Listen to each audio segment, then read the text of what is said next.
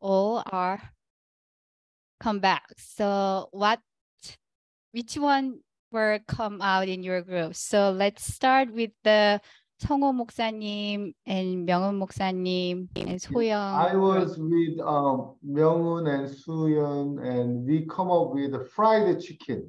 Fried chicken. Okay, so your team's name is Fried Chicken Team. Okay, then okay. BBQ fried chicken. Okay, BBQ fried chicken. So we are going to have one more group breakout room. So your team name is BBQ fried chicken team. Okay.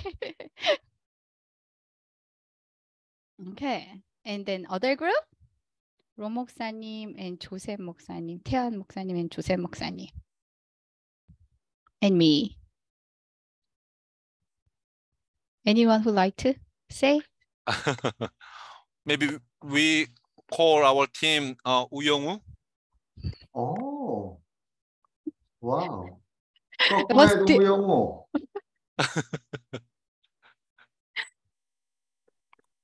Oh, So anyone? Was difficult to come out one thing. So I think 태연 목사님 has something to tell. I think 우영우 is fine because 앞으로 읽어도 뒤로 읽어도 우영우. Yeah, that is good. We talked what kind of Korean drama we like to watch. Oh. So that's what's come out. So the other team is 우영우 team. Okay, good. Last questions. What specific outcomes or knowledge are you looking forward to gaining from this workshop? I remember, 성호 목사님 shared already. So then other member, what do you like to get from this workshop? I know it's required. You haven't choose it, but still, I love to ask.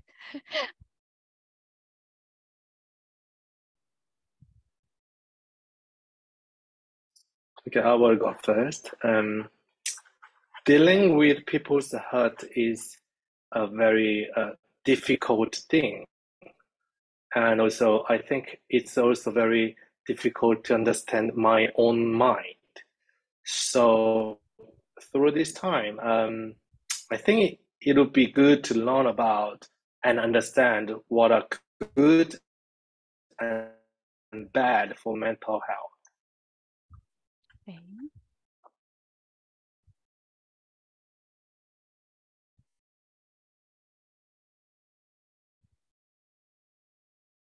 Anyone else? If you don't have I any other, invite that's you, good. Okay. Joseph, 성 목사님. Okay. If you feel uncomfortable to speak in English, Korean is fine too. Okay. Actually, I don't know what to say, but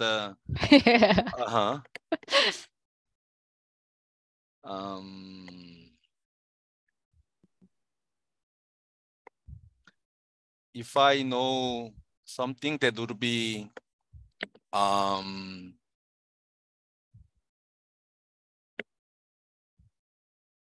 how to the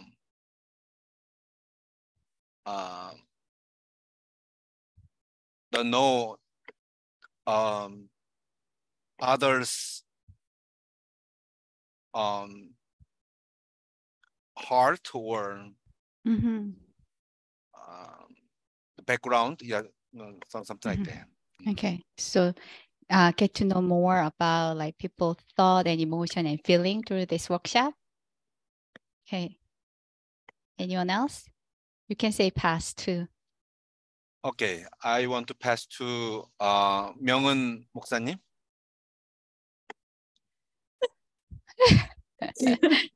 Thank you for your invitation. So we get to deal with a lot of people who are having mental issues, and as a clergy, not as professional, counselor, where's the fine line helping, those people, and also how to honor, their, how to honor and, respect their situation at the same time, how to, I mean, when I'm just wondering when we need to refer them to Okay. yeah, professionals, yeah. Okay. This is important topic as a pastors, how like you are doing referring, then what's the role in the process of referring? After referring, then what do I need to do even too, right? Yeah. 수연 목사님? Well, 명호 목사님, you sort of already did ask what I was going to ask exactly. Like I was wondering, like as a pastoral care, we can listen to them. You know, we can provide support and everything. But when do we actually refer them to a professionals? Like, where's the line? Right. And right. how do we? What's the signs? You know, that we might recognize that we feel like that this now we have to, you know, refer them to a professionals. And what's the process? You know, what do we need to do exactly? That's the sort of thing I think that I would like to hear from this session, if possible. Okay. 성호 목사님, is there anything you like to add? Well, I think Taewhan Ro 목사님 didn't say anything. When you were disconnected, he said something that I'm gonna add what he said to you. Oh, so, okay. Yeah. so, Yeah, many pastors are wondering where is the fine line. That's many people are wondering, and when do we need to refer them to the professionals? That's also another. Okay, so as I hear from you, thing. there are And also do not know where to find the professional help. Oh, that's other things. Okay, Yeah. so how to find?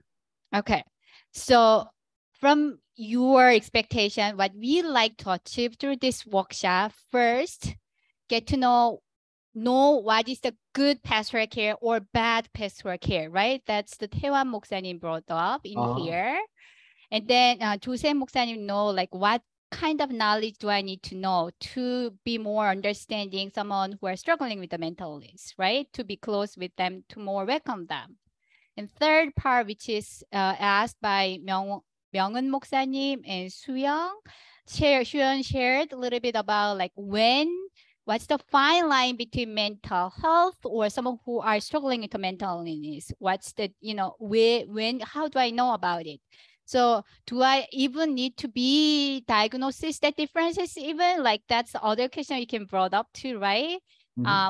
Because not many people are able to do diagnosis mentally or their, you know, neurological differences too, right? So what do I need to know as a pastor, right? And the other part is in the referring process, what's my role? Like where can I find resources, right?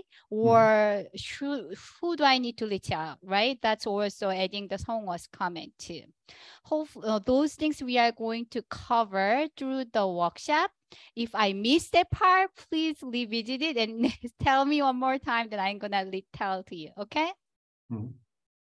Okay, thank you. I'm going to. You can summarize well what we say in just one sentence. Oh, That's thank you. amazing. I have very great memory to memorize 6 people's comment here. Okay, well, thank you. It's very good, important question, but at the same time, as a pastoral caregiver, those are very key points you need to think about that too. So I'm glad to hear your expectation through this workshop. So let me go back to PowerPoint, a little bit go through the beginning part to make foundation to understanding between mental health and mental illness, which is related with the Suyeon's question too. So let me go there, PowerPoint again.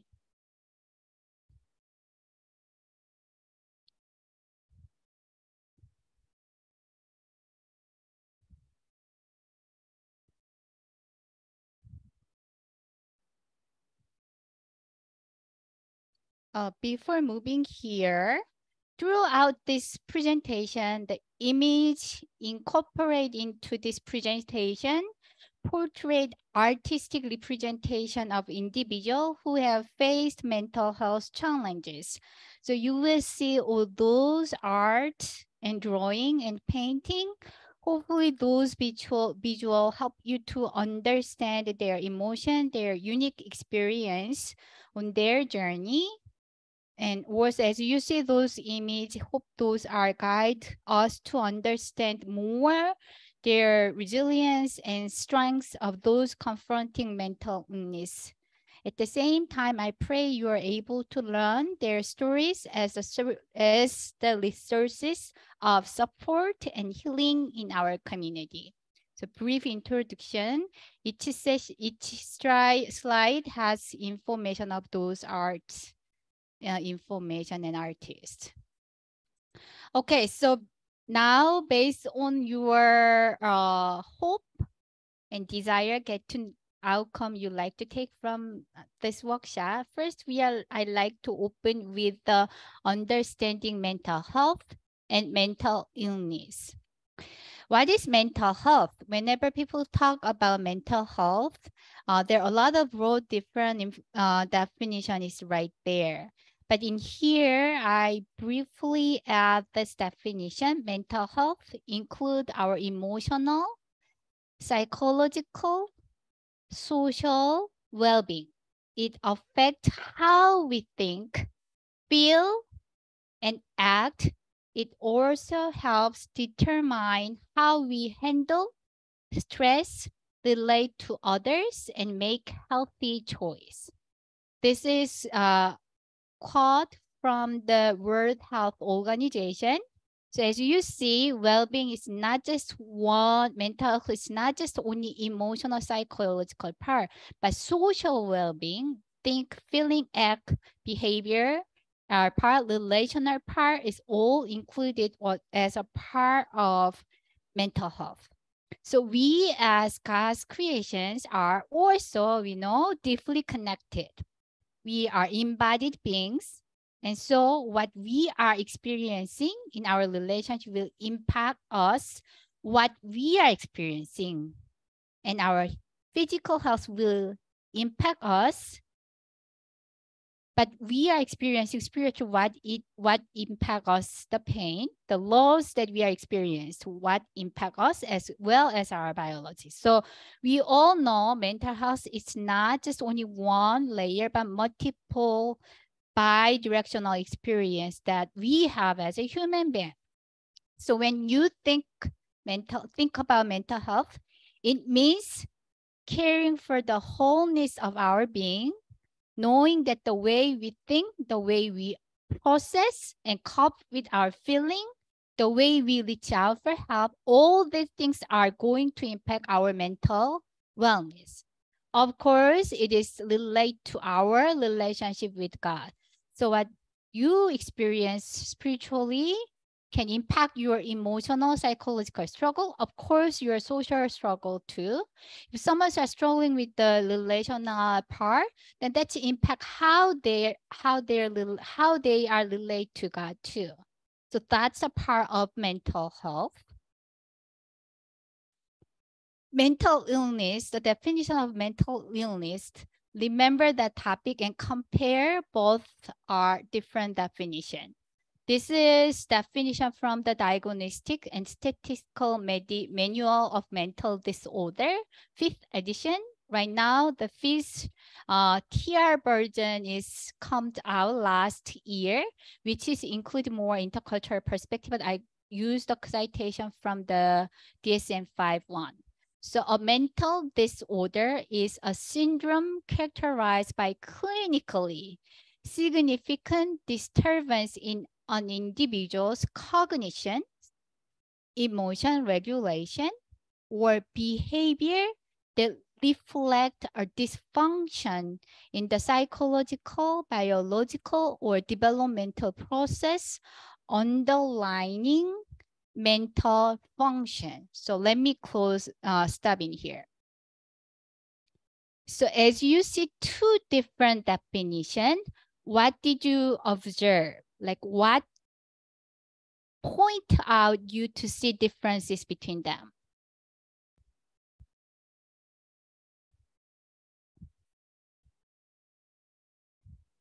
So World Health Organization is approaching to the holistic perspective, including social well-being and statistical manual approach more on the biological and psychological and functional piece of it. That's how I feel. Correct. Yes. So when you want to assess whether these persons are actually mentally deeply struggle or not, one things you also need to see is how this person is function. So for example, when you can feel depressed, right? Because life is always happen a lot of different things, right? But when you see depression is continue whether the situation changes or not for a long time, then your emotion doesn't function well. That means always continue that depression feeling only, right? But not adding happy feeling, or sometimes less depression happen, but it didn't go that way. But continuing that depression that infect their function as mother or as a student, as a pastor, those things impact your function, then that's the sign, certain way you can see there are possibility of mental illness. Good point. Who else?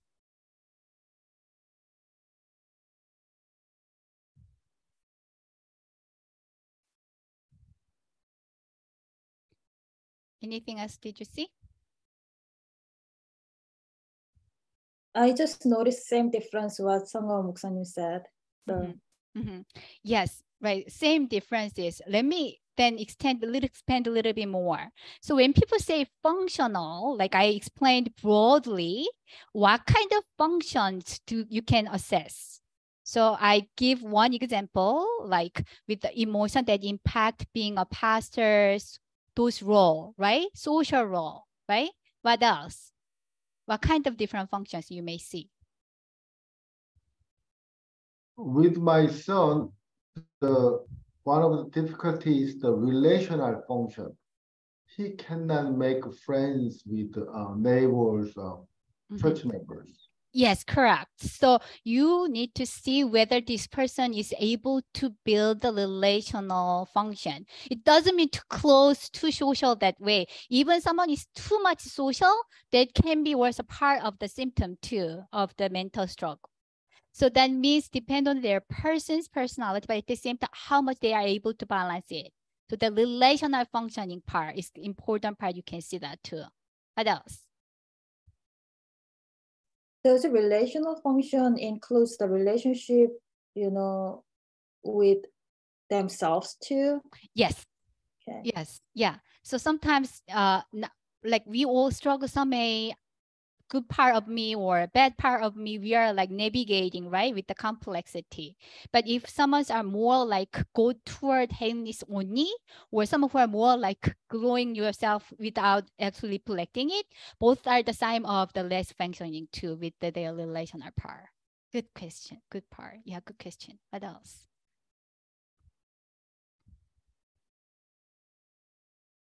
So for youth or children, what you can see is if they are not able to learn or not, able to educate it some way. So educational function part can be the part of it, as if you are working with a youth or a children group, that was a part of it. You can see maybe something going on.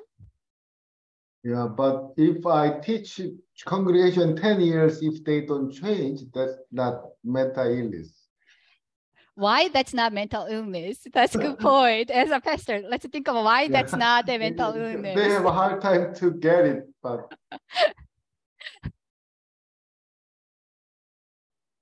that's a good point. Why we are not saying they have mental illness?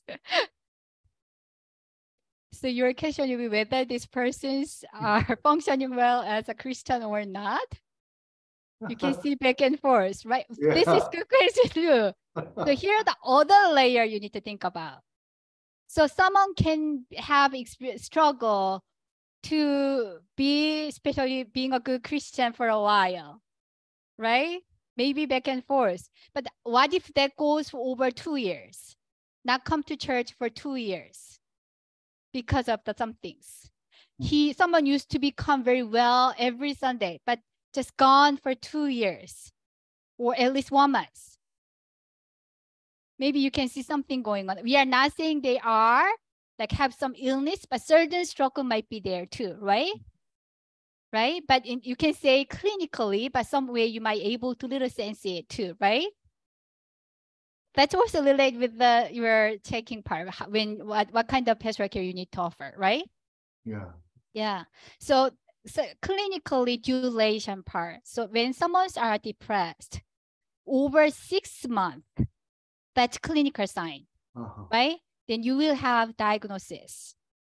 If someone anxious over 6 months, then that's the worst sign of it. But you can worry something, right? But over 6 months continuing, then that's worse a sign you can seeking some help, professional help.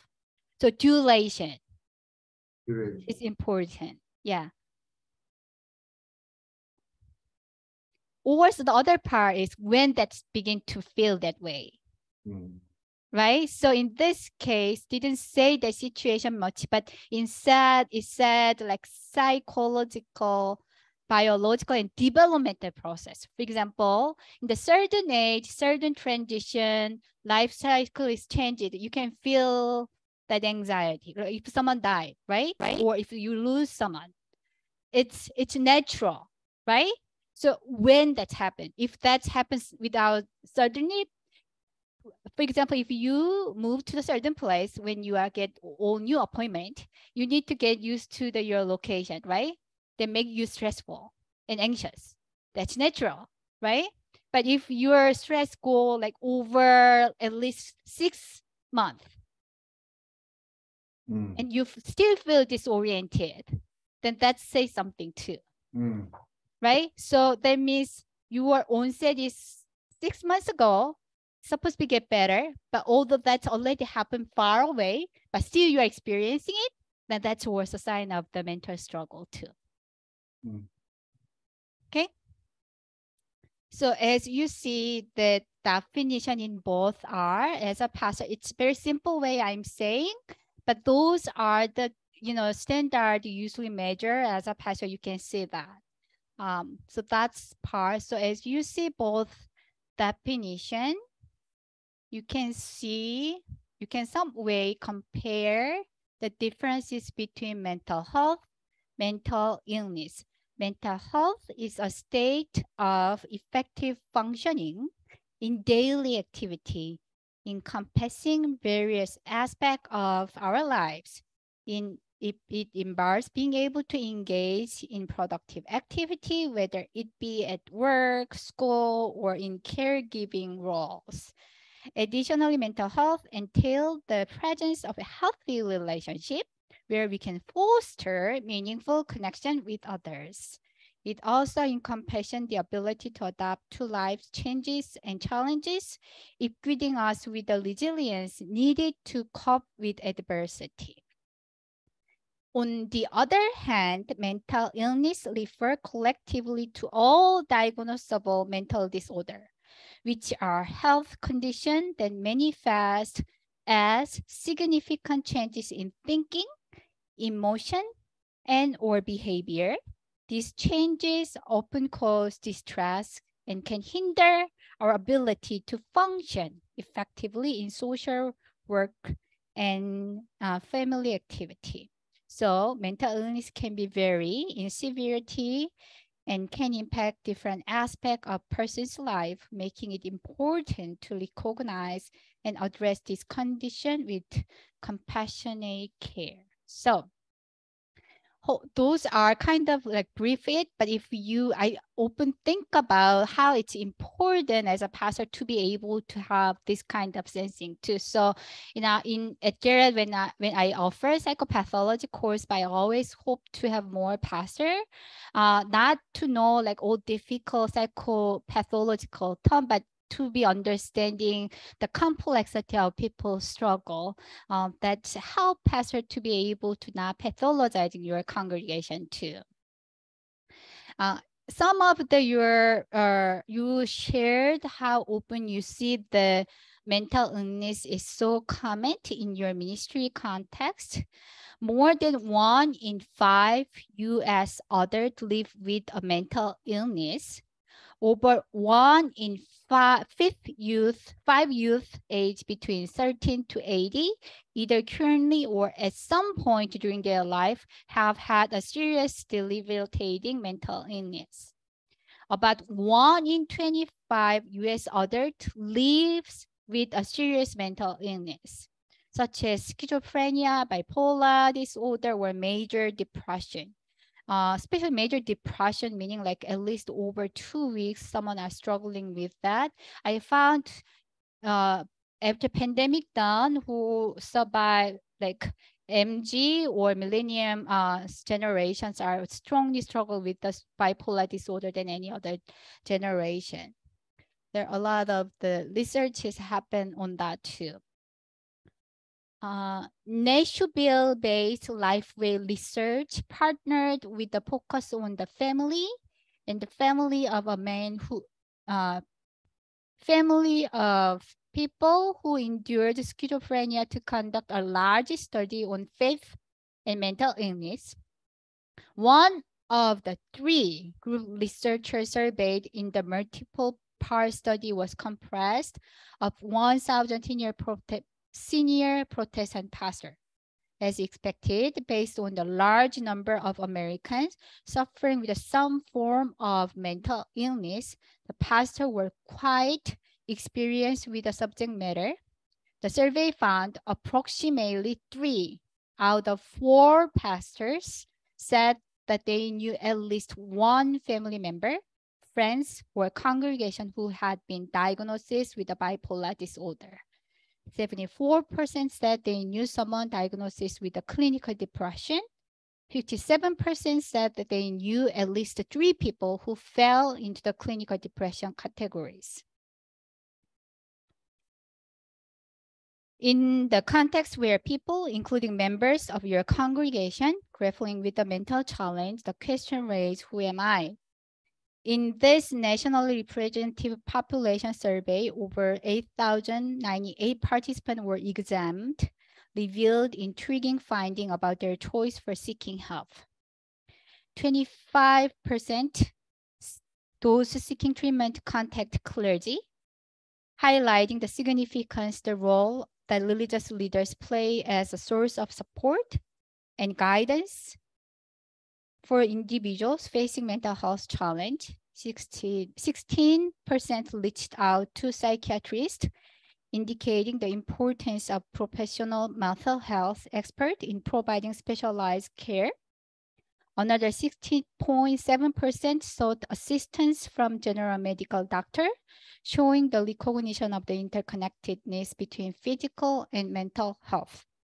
Notably, nearly 1/4 of those who turned to clergy for help were dealing with mostly seriously impairing mental disorder. Moreover, the majority of these individuals sought assistance solely only from clergy, suggesting that the religious leaders often serve as the primary and sometimes sole point of support for those grappling with the mental health issue. These findings underscore the critical role of pastoral care in providing holistic and compassionate care to individuals with a mental disorder. But the researcher found real disconnection between the pastor's familiarity with mental illness and how proactively their churches approach the issue. The survey showed there is a lack of training for leaders on how to recognize mental illness. Few churches have plans to assist families affected by mental illness. Few churches are staffed with a counselor skilled in mental illness. I'm going to stop in here and like to hear your thought as you hear all the numbers now. Any thought as you listen to all this research?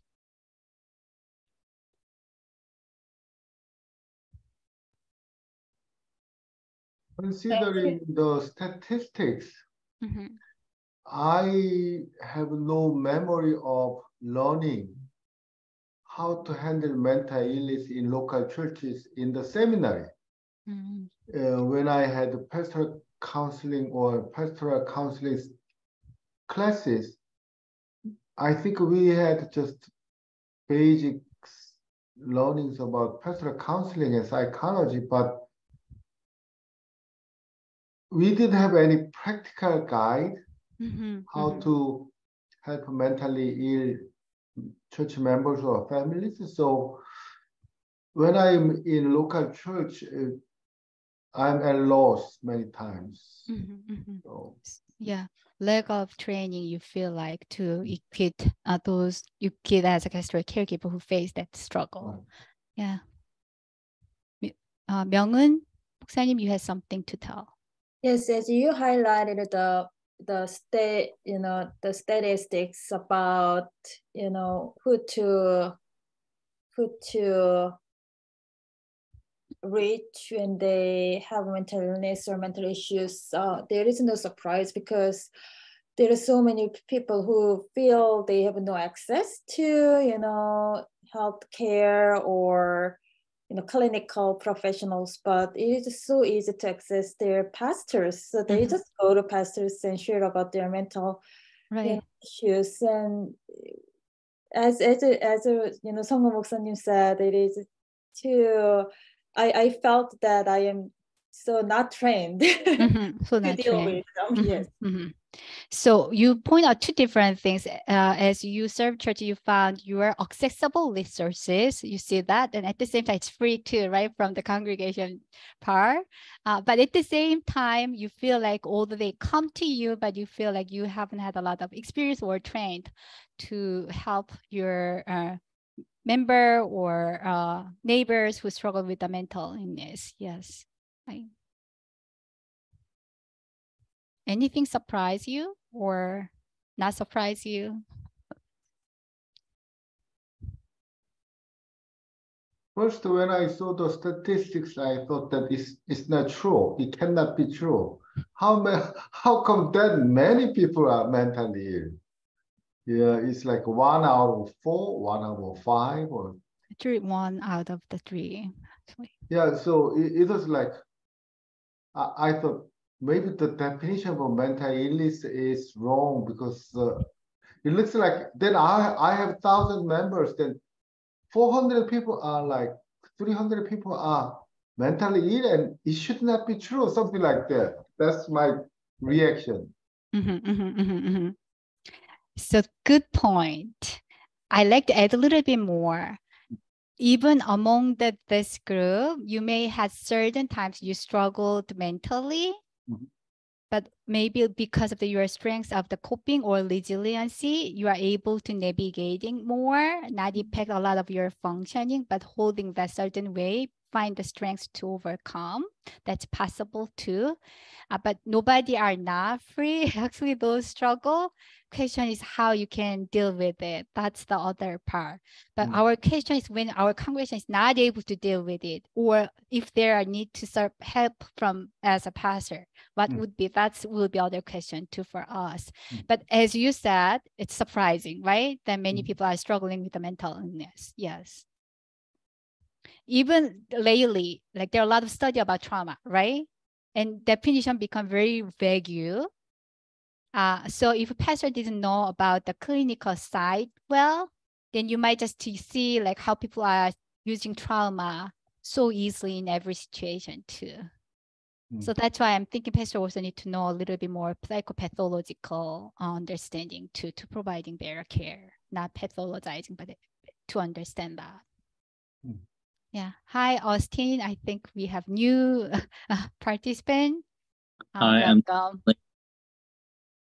Yeah, he said he's going to be late. He was in the other meeting, so. Okay, thank you. Thanks for joining us. We are now talking about differences between the mental health and mental illness. So on your handout, you will be able to see that too.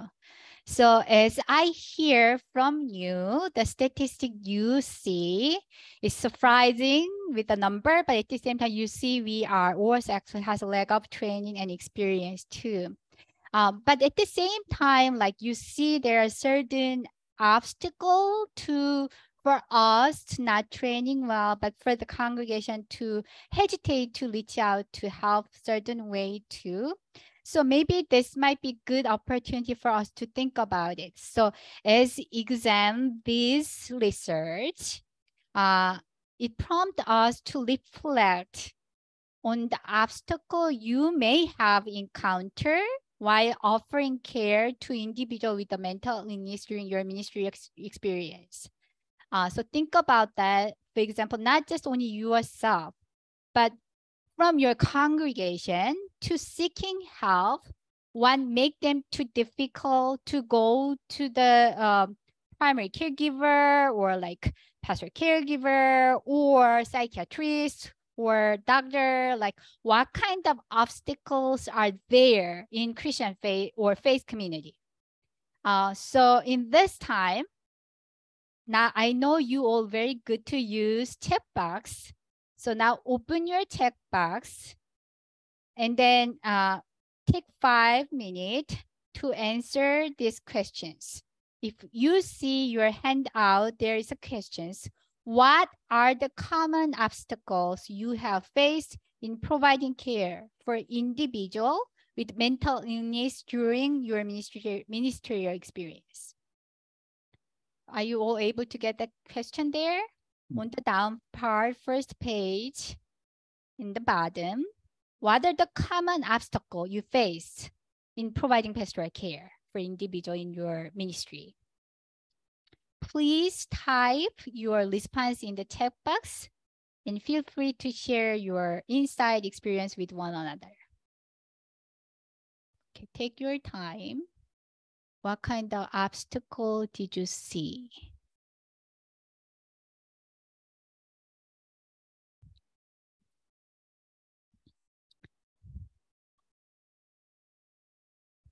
Take time, 5 minutes.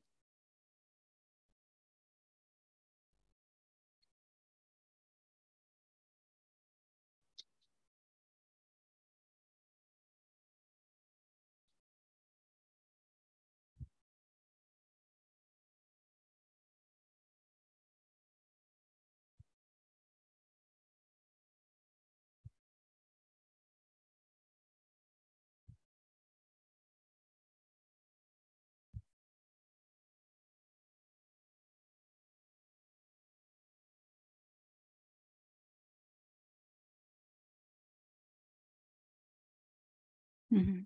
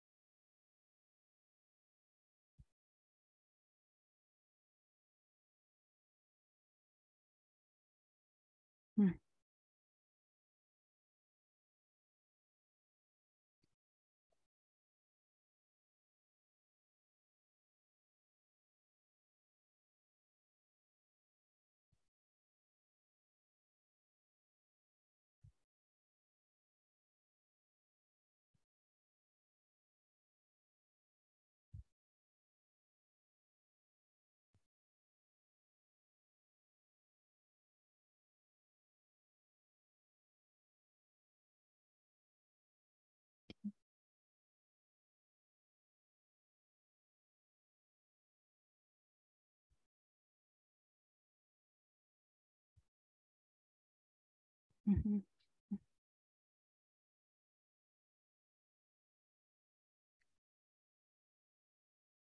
Okay, well, thanks for writing your thought a little bit. Let me begin from the first one together with for you. So, 성호 목사님 shared first, people have stigma against mental illness. They do not want to reveal or admit that they have mental illness.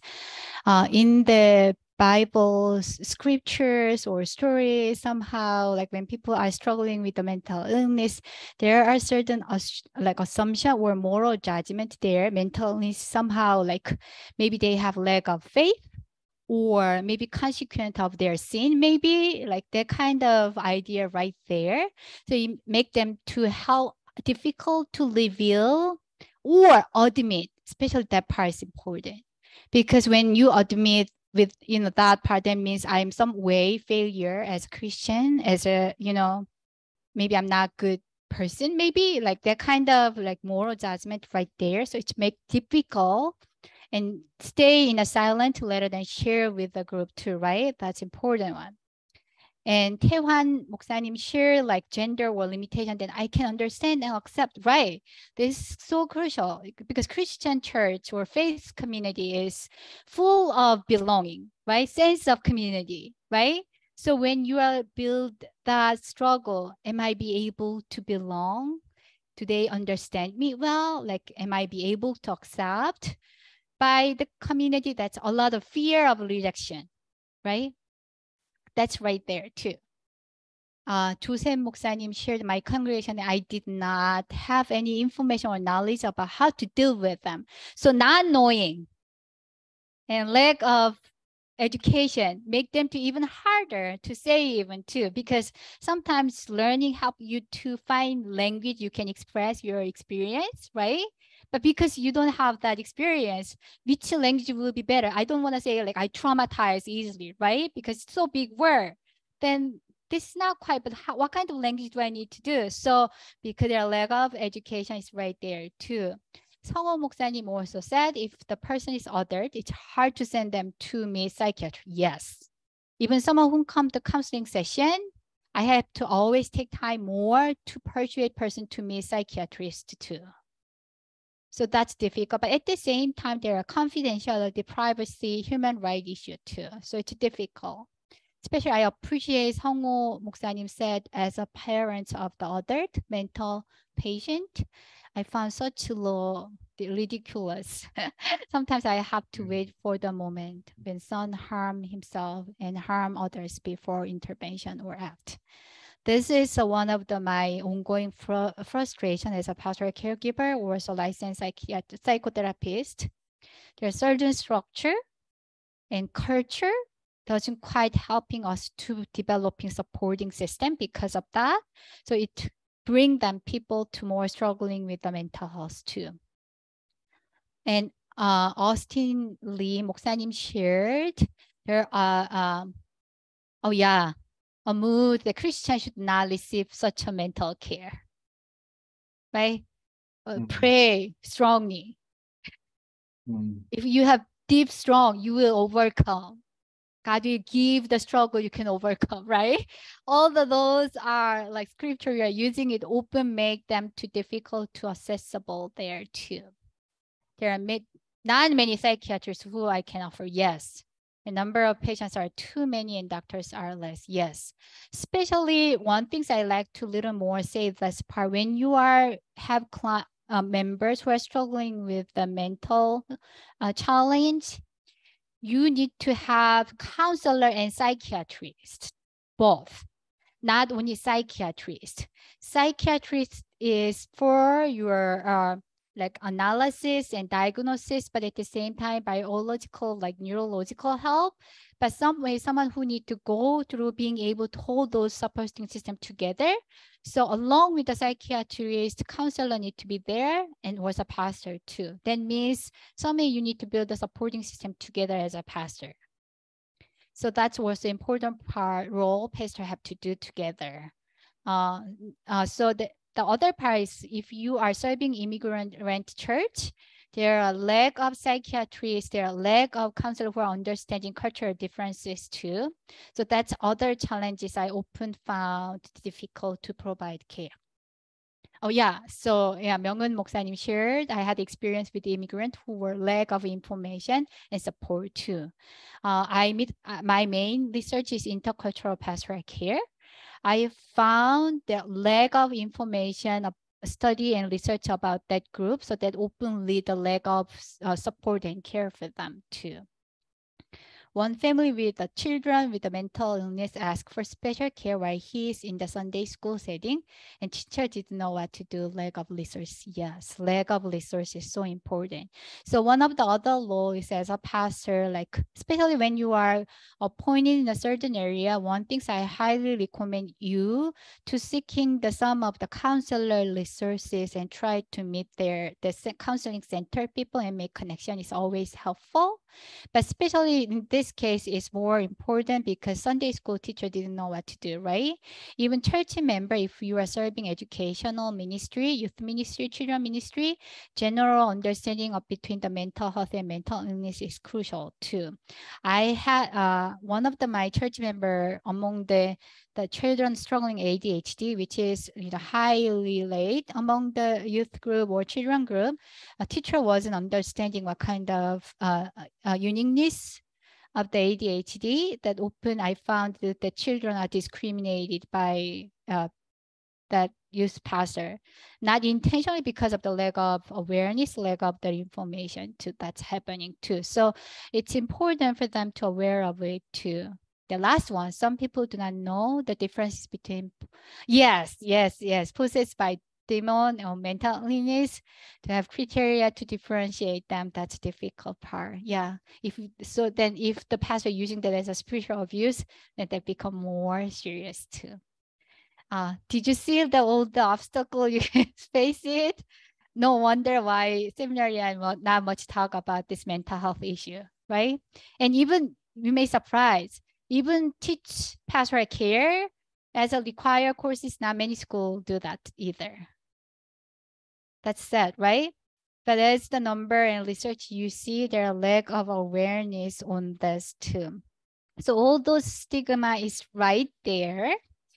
So at this point, it is so important to note that not all communities perpetuate mental health stigma, or many have significant stride in promoting understanding, compassion, support for those facing mental illness. But important part as a pastoral caregiver to understanding those obstacles and being able to tackle and break and intervening is so crucial as a pastoral caregiver. Okay. Any comment as you see all the chat box comment? A couple of weeks ago, one mother brought her teenage daughter to me, asking that pray for her, kick the demon out of her. So I heard her story, and I feel that she's delusional. So I said to the mom, no, she's not possessed by demon. She's mentally ill. Mm-hmm. Go and meet the psychiatrist. And she was mad and angry and said that, no, if you do not know how to kick out demon, just admit that. I will go to Catholic Church who has professional exorcist. And exorcism. Exorcism, because that makes more hard for providing pastoral care. That's a good example too. That's the other obstacle. So with the Songho's comment, I know like always 2 hours is not enough, but I want to make sure I can cover that. So I'm going to give brief part when that's happening. It's not like always there are not like clear answer because it's relational. But first, I think you did great job to listen what's happening. I appreciate it too. But at the same time, you differentiate between the possessing demon and illusion or illumination to there. That's good part. But the question is, the mother wasn't able to understand it, right? And in here, 2 different things you need to consider. Whenever you are working with someone who is struggling with a mental illness, whole family struggle too. Especially in the parent and child context, as a psychotherapist working it, I found usually when children come, main struggle is their parents. Now, child is as a symptom, but parents has actually issue. So that's their parents might need to be seeking help. That's other part. But as a pastor, there are limitations. You cannot, although you understanding, but they're hard to persuade it, right? So how can you work with the exorcism? You see that, right? That's difficult. So it's fine line we need to navigating it. Depend on the people, all different, but some way so define the demon's meaning is beginning parts. So what's a demon for your child? And how you see it. Your children think that way too.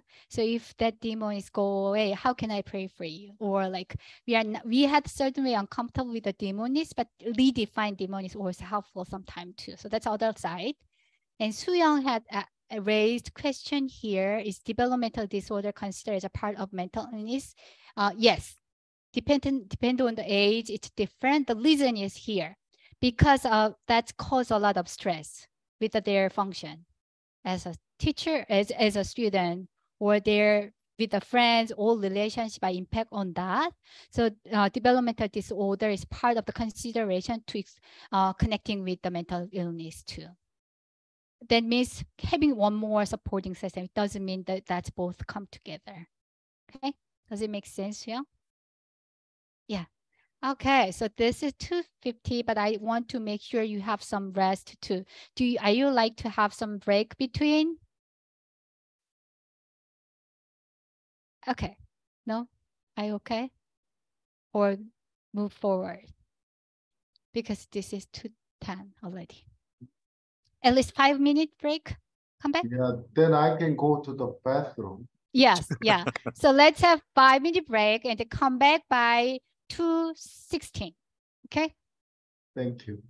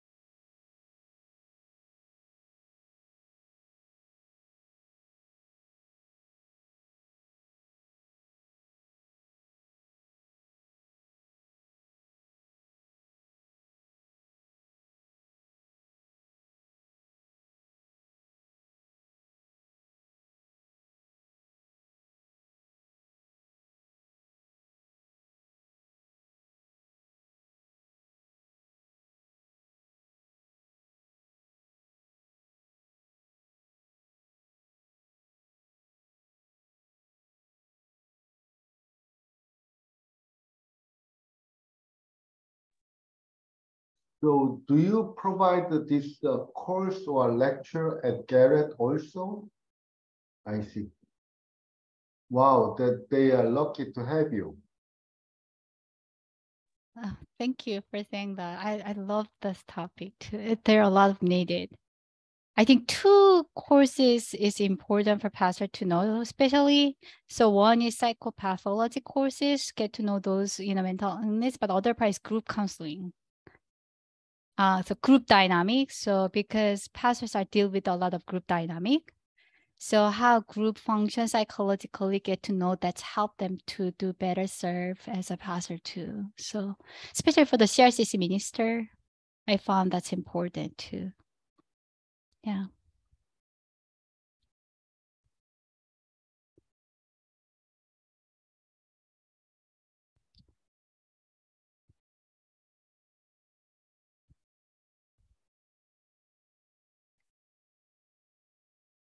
Okay, so as you all back, you all has your handout there. There is a case study. So now I'd like to make breakout room again. We have Uyongwoo group and the BBQ fried chicken group. So Austin maybe go to Uyongwoo group. And then so two groups based on that case story there. Think take around 10 minutes to contemplate the following questions. In the context of the case study presented in this session, as you see on the handout, how would you, as a pastor giver, approach providing care to Deborah, assuming she is a member of your church? Okay, so let's 성호 목사님, would you be able to help me to dividing the group we had in the beginning?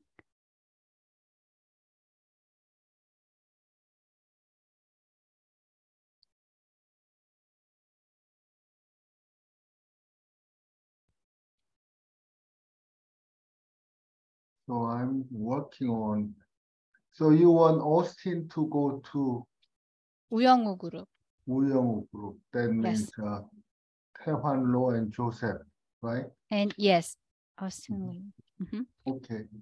And I'm gonna not going that wrong. You're not going to anywhere. Yeah. So I will give you 10 minutes. So as you discussing it, please designate one person from your group to report the key point you discussed. Okay. Okay. So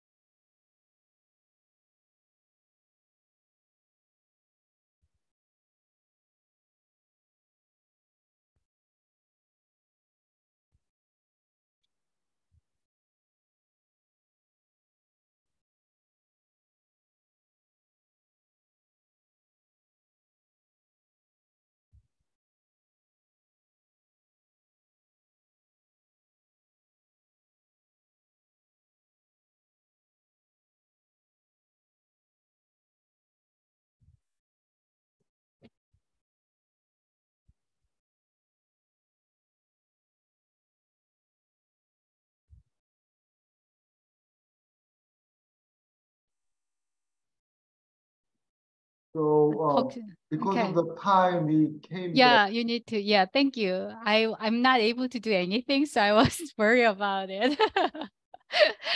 So is this other group coming back? I hope so. Yeah, if you close it, you are able to do that. Okay. I'm not able to do anything because somehow like co-hosting role is disappears. I'm not able to Maybe do I anything. should Close make you it. the host. That's okay. It's okay. Yeah. So Okay. we are waiting for Yes. the other Why? room. 목사님, while we are waiting, 수연 목사님, you can continue your question to Professor Ai-Hyun Lee. Right now? Yeah, because of the time, we just came back without.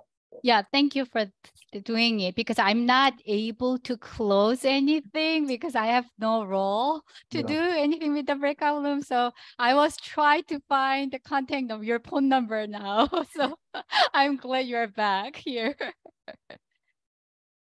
Okay, so as you are trying to close, I close it.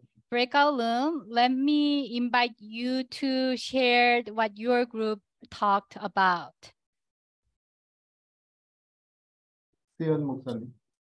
Yeah, so this is like collective answer, like we all kind of talked and agreed. So like at first we would find out, like I think it matters if the person reached out to us first to talk, they want to talk to the pastor, or like if we found out that that the person was just struggling and then we hear it from someone else, or like you just become aware of the situation. So I think it's important, to figure out how to approach, like really careful approach, like to make sure that this person is comfortable talking about it. So for example, if that person did not come to us asking for help, then we should be really careful and say, as we approach, like don't really mention about anything about the situation and just say like roundly, like how are you doing, like I've noticed that you've missed a few Sundays, or like and then start the conversation and see if she wants to talk. That's great. And if we do start the conversation, and it's important that we do the empathetic listening, that we listen really carefully about her feelings and her concerns. And then when we feel like that she's comfortable sharing her, she's comfortable telling us her stories and sharing her feelings, then ask her questions, like open-ended question, like how does it affect your family and work life? And of course that, duration questions, how long has it been? And ask how do you deal with your stress? And then there was also a question like, do you share your stories with the others? Because, that definitely helps. But also, I think we also talked about how it's important to make sure that this person is not, because sometimes people are very private and they don't like to share their stories with a lot of people. So like we have to make sure that the person is comfortable with it. And when they are not comfortable with it, like we have to also, we could see why they are not comfortable, like if they feel any kind of shame and like feeling guilty that bad things happen to me, it's my fault, it's because of me, then we should really provide that kind of pastoral cares, comfort them, letting them know it's not their fault, that there are helps out there, the church family will help you, I'll be there for you, we can get through this together. And then at one point we should really carefully observe and see if she needs professional help. If it's beyond our help, like if it's something that we should do, if she needs to go see a professionals. Though what if she doesn't want to, right? Like, and if she feels like she can handle it, or like if, because this is where Sangwon Moksa님 mentioned about my question. I'll try to be brief. So I have a family in my congregation. Their mom passed away unexpectedly. She was having a surgery, which was going to make her healthier, but then she passed away right after the surgery. So it was a shock for everyone. She had 5 kids. The youngest was in middle school, is in middle school right now. So as a single dad, and he's in he's in grief, deep grief. But he's a very faithful man, and the family is doing generally well, I think. I know they are grieving, but I know also that their situation, like people think that they must be in like a grave, like it's great depression, like they must be in great depression or something.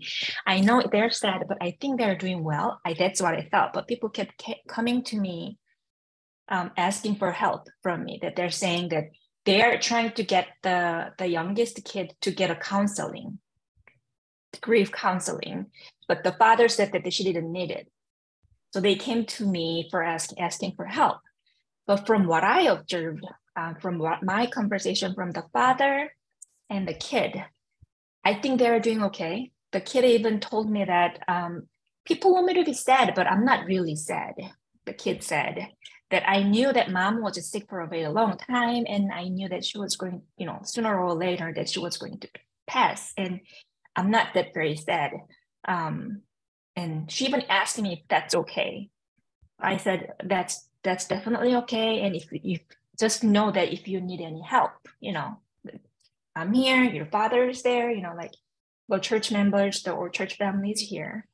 So I think situation like that, I think if that person thinks that, that person doesn't need any help, I don't think if other people around that person feel like that she needs to see, or that they need to see a professional help, I think it can be really the decision that the person can make.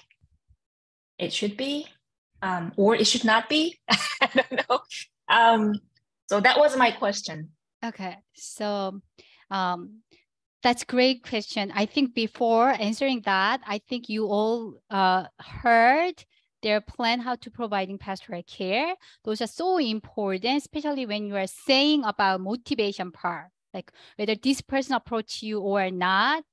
That part is very crucial in your group discussion. That's related with the Suyeon's question too, the reason I'm saying. So if I say simple answer here, it's not that simple, I knew, because depend on your relationship with the them member or other member who brought up, that's all different. But one thing I noticed it from what you share is, I think you are willing to be there and listen. They knew that, right? So that's one thing I see that strengths of providing pastoral care. The other part related with your question is, I'm gonna if you feel comfortable to talk that, it sounds like that person are willing to say, I don't need to therapy, maybe like they said. Maybe as a pastoral caregiver, you brought up empathic listening, but bringing questions, open-ended question, right? So in counseling session, or as a pastor, if I see that situation, I had that experience before too. What I did was this way. So I see you are understanding situation and you are navigating with your children together, but somehow people keep telling to me you need some help. Can you tell me why people are worried about you? Or can you little bit share like why? So there is some things I can do as a church family to do, because somehow something I couldn't think struggle as a spiritual leader, somehow your friends see that. So what do you think, what is that? Like, just giving them the question, whether they answer to you or not, that give them to thinking why the other people thinking I need to help. Right? So giving them to little open question is sometimes helpful. So asking good questions, that's active listening, bringing the questions. Why?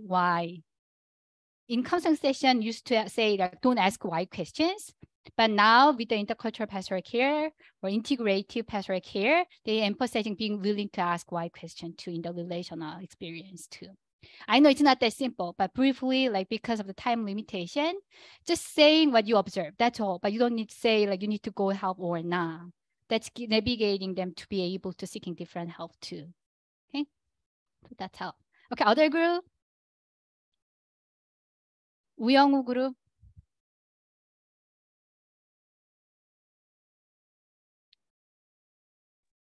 I think our approach is almost the same as the BBQ fried chicken group. Yes. Really?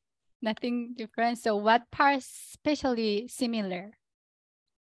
The first approach is the empathetic listening.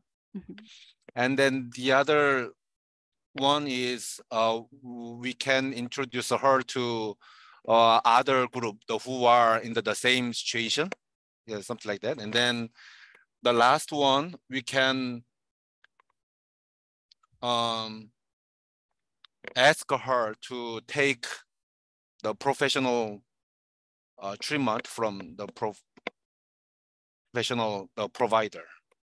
Okay, yeah, good. Okay, so first one, as a pastoral caregiver, one thing you always need to think about is with who reach out to you to get help. If the person who struggle is not reach out to you directly, the benefit or gem of being a pastoral caregiver or pastors, you are able to ask in direct way, how are you doing? That's all, right? But being able to walk along with those steps until maybe they are struggling or not, but being able to at least ask, checking it is strength of being a pastoral caregiver. That's important. Good listener. Okay. I just want to add in to the Sam 목사님. Our group also organized over the extent to which it was right for us to have them, given the practical limits of our knowledge and counseling. So regarding the concerns, we told them that it's important to let them attitude to help them and to be honest about what we don't know and to find a way together. Right. We think that is important thing as well. So when you feel like you need to refer whoever come to you, one thing you need to remember, it doesn't mean you are done with that care seeker. Meaning is when it's kind of you are introducing resources to get through that difficult time, but you also need to be there as a spiritual caregiver. You are going to guide them to keep meeting your counselor too, or providing scripture to comfort them, prayer with them. So it doesn't mean you are referring someone, then you don't need to do anything. You are walk along with them as they seeking healing and transformation. Your role is also part of the healing as they getting some referral. Does it make sense? So that's part of things you need to think about. Also, we didn't say a little bit about this, but when you are talking about functioning part, if the students go to school, at least, that's function a little bit. But if the student doesn't go to school, then functional part is high. That means you should really refer psychiatrists, right? So functional level, intensity, severity is all different too. So it's very complex. So referral itself is a little difficult process for you. That's why pastor need to know psychopathology a little bit more deeply too. Okay. Yeah, it is like a teamwork. It is. Even though psychiatrist, my son finally decide to go to see the psychiatrist.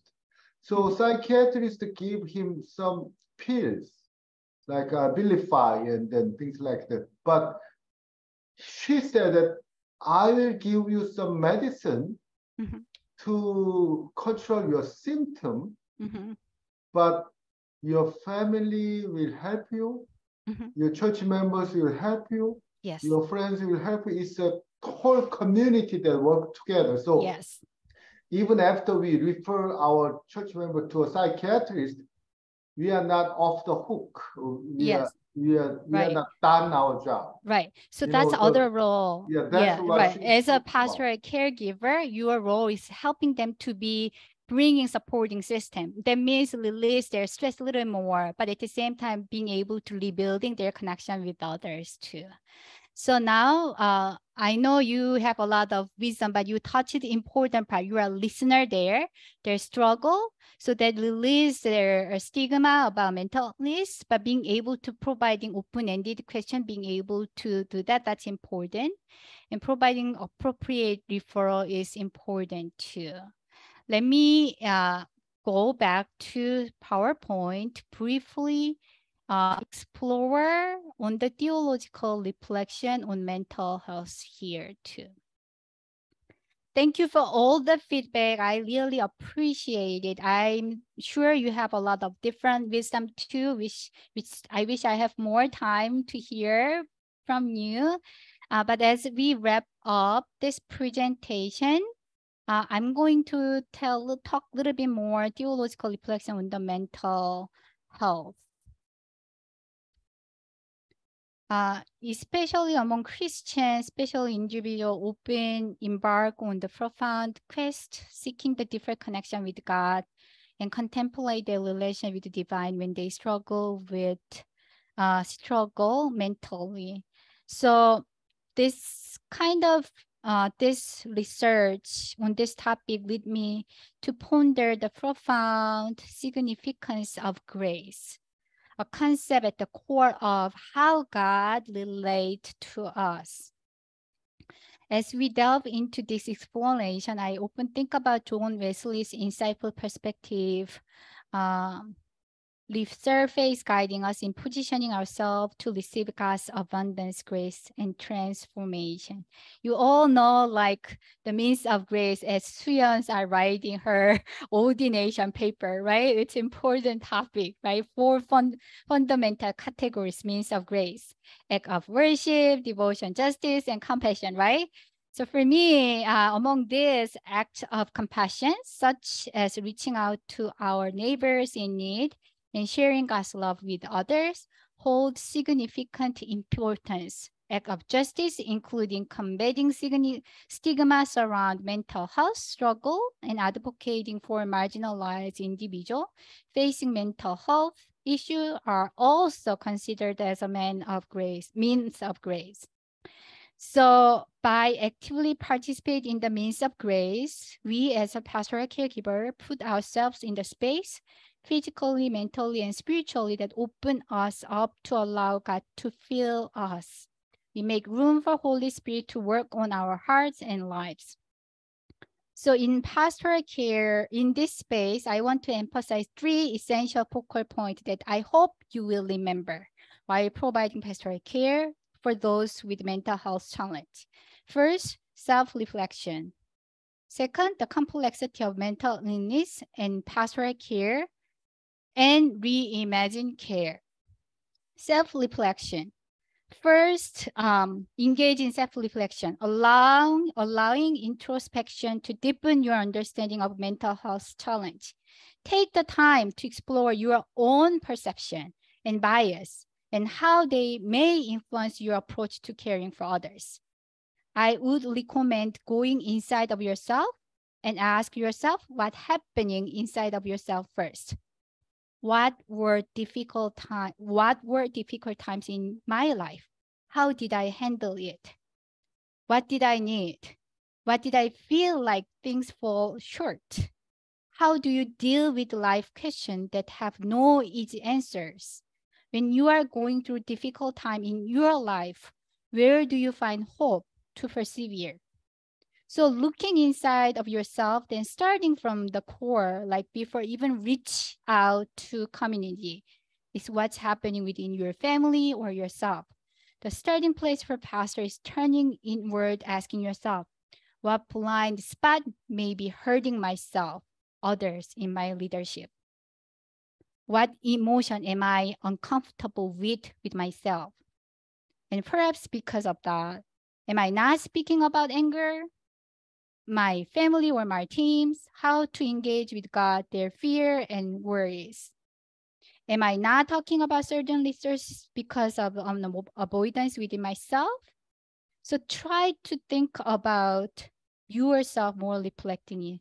So when you are able to see someone who is loving from wholehearted place, who is willing to have difficult and painful conversations, who are not so uncomfortable with their own fear and anxiety that they shut someone else's fear, anxiety down. When we see that as a human, I think we recognize it as safe, as good, and as we are drawn to it. So your opening listening will open that. Second, mental illness is not isolated from the social, cultural, and economic context. It's called for you to understand mental struggle with an analysis of social structure and system factors that contribute to mental disparity, especially among marginalized communities. So to understand mental health challenge, pastoral caregivers should consider intersection identities such as race, ethnicity, gender, sexuality, class. Those complexities need to be considered as you work it together. When supporting those facing mental health challenges, pastors, we must offer spiritual care while collaborating with a mental health expert for a holistic approach to well-being. We become advocate, actively educate ourselves and our congregation about mental health issue. We need to dispel myth, reduce stigma, and promote understanding and empathy for those navigating the complexity of mental illness. Have you watched 낭만 Dr. 김사부? 한석규 said, when we said we live in a world where nothing is considered strange no matter what happens. 어떤 일이 일어나도 이상하지 않는 세상에 살고 있다라고. Understanding someone's suffering is not a simple matter that can be easily resolved with a prayer or medical pill. It requires us to rethink the way we approach care within our community. As pastors and caregivers, we are called to encourage a reimagination of pastoral care. How can the faith community model God's acceptance of us and demonstrate that God loves us just as we are? Moreover, how can your faith community become more welcoming to individuals with a mental illness and provide a nurturing environment where the spiritual need can be met? These questions can serve as guiding prompt, inviting your church leaders, congregation to explore further. Lastly, reimagine care. Pastoral caregiver play a crucial role in encouraging a paradigm shift in pastoral care, embracing inclusivity, nurturance, and empowerment of individuals dealing with mental illness. This involves moving away from oppressive and hierarchical models of care, fostering an environment of compassion and understanding. That's why the BBQ Pride team's comment is important. Make sure who is asking help. And also the willingness of pastors and caregivers to lend a listening ear to those facing mental health challenges is invaluable in dismantling the bias surrounding mental health. Through affirming and sensitive pastoral care, you can provide a safe space where care seekers can openly share their struggle and feel understood. Lastly, pastoral caregiver collaboratively explore the strengths and coping resources that care seeker with mental health challenge possesses. By acknowledging their agency and resiliency, pastors and caregivers empower those who struggle with mental illness, so they can experience solidarity and community support. Pastoral caregiver recognize the significance of solidarity and community support for individuals navigating mental health challenges. They actively advocate for building network of care and understanding, fostering environment where individual can stand strengths and encouragement within their faith community. I'm sure there are your version of different kind of reimagined care, but this is brief, my understanding, my summary, how to providing pastoral care in the context where you are working with those with mental illness. In your handout, you will discover a list of resources encompassing book, article, media, and website that offer in-depth insight into this topic. I'm sure you may have some questions or need some further clarification. So you will find my information on the handout. Please feel free to reach out. I'm happy to support your explanation on this topic. Okay, so lastly, any questions?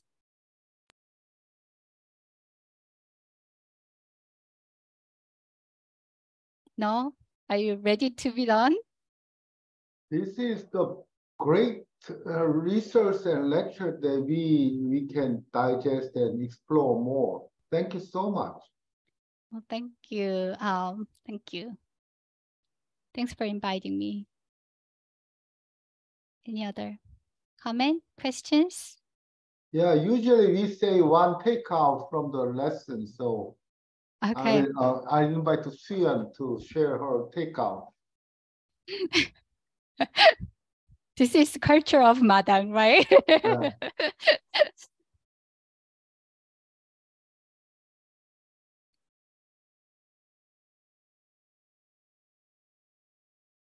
We have too many jobs. Yes, one other thing, pastoral care, we should do self-care. True. Yeah. 저기 노 목사님? Thank you for inviting me.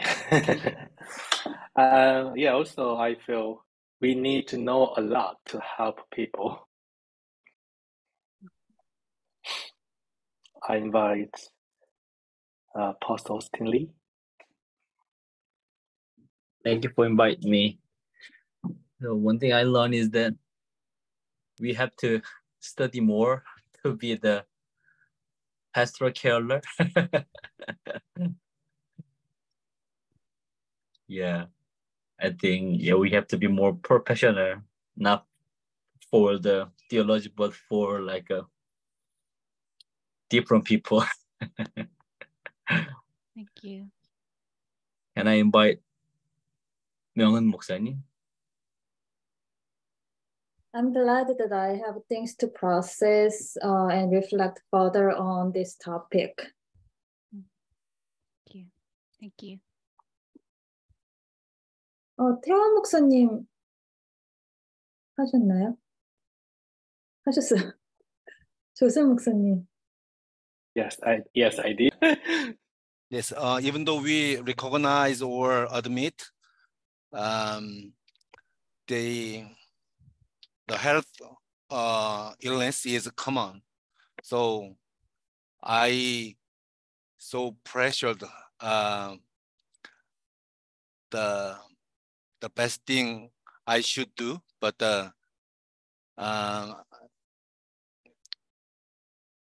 I can do what I can do as a pastor.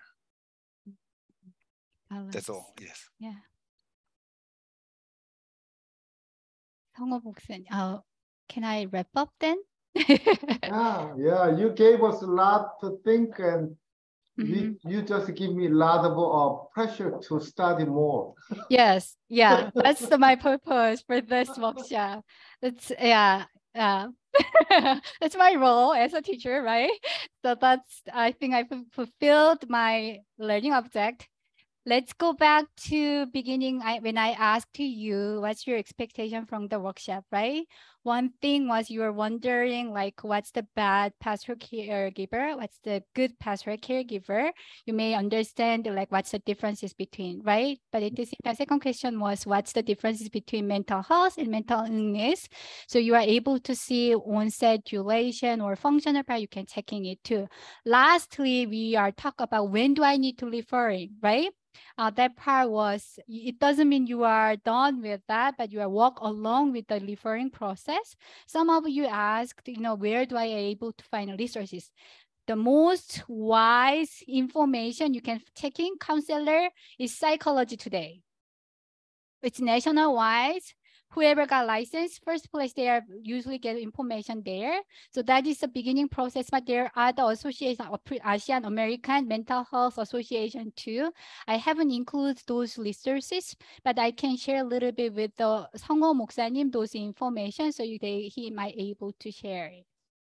Lastly, I'm pastor, so I always like to do some ending ritual. So if you see your handout, there is a coming home, which I added in the corner of the last page. Can I invite you read together Coming Home, written by Susan Gregg Schneider, found in her book. The title is In the Shadow of God's Wing, Grace in the Midst of Depression. Are you all have it? Okay, let's read together. Oh God. Please unmute your mic too. So I like to hear like all the echo from here and there. Okay. Okay. 태환 목사님, 조셉 목사님, 어스틴 목사님. Okay. So let's read. Oh God, the journey has been so long. I have taken every road along the way. I've explored all the hidden places. As a youthful daughter, I have felt that I could find a way myself. Even so, you as a loving parent were beside me, picking me up when I felt sustaining me, when my strength was gone, nurturing me, when I was helpless. And I was exhausted, struggling, ready to give up. You touched me with your grace, and I felt your abundant love. We walked back together, hand in hand. Here, my hands. So if you need any help, please reach out to me. Thank you. Thank you. Thank you. Thank you.